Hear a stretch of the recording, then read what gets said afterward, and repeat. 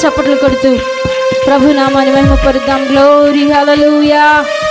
యేసయ్యా నీకు స్తోత్రం స్తోత్రం స్తోత్రం. సర్వోన్నతుడా మీ నామానికి వందనాలు. గ్లోరీ హల్లెలూయా హల్లెలూయా హల్లెలూయా హల్లెలూయా హల్లెలూయా.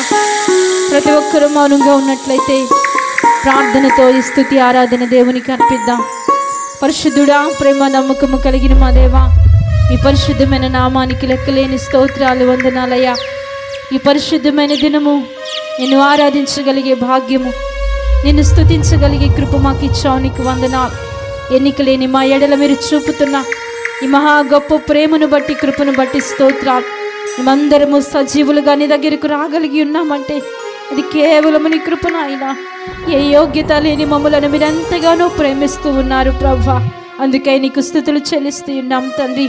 ఇంతవరకు పాటలతో, అయా కీర్తన భాగముతో, ఆరాధనతో నిన్ను మహిమపరిచాం. వాక్య పరిచర్యలో ఉండండి. మీ దాసుని నిలవబెట్టి మాతో మాట్లాడండి. నేను వానితో వారి పెట్టి తీసుకుని రండి.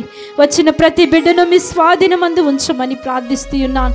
ఎటువంటి నాయనా దుష్ట ప్రభావాలు, సులువుగా చిక్కులు పెట్టు సాతాను కార్యాలు మా మధ్యలో పని చేయకుండా వాటన్నిటినీ యేసుక్రీస్తు నామములో ఇప్పుడే బయటికి పొమ్మను ఆజ్ఞాపిస్తూ ఉన్నాము తండ్రి. మీ ఆత్మ సంచారముతో మేమందరము ముందుకు సమాధానకరంగా వెళ్ళుటకు తగిన కృప దయచేసి ఆది నుండి అంత వరకు మీరొక్కరే సమస్త ఘనత మహిమ ప్రభావాలు పొందుకోమని యేసయ్య నామమున ప్రార్థించి వేడుకుంటున్నాను తండ్రి.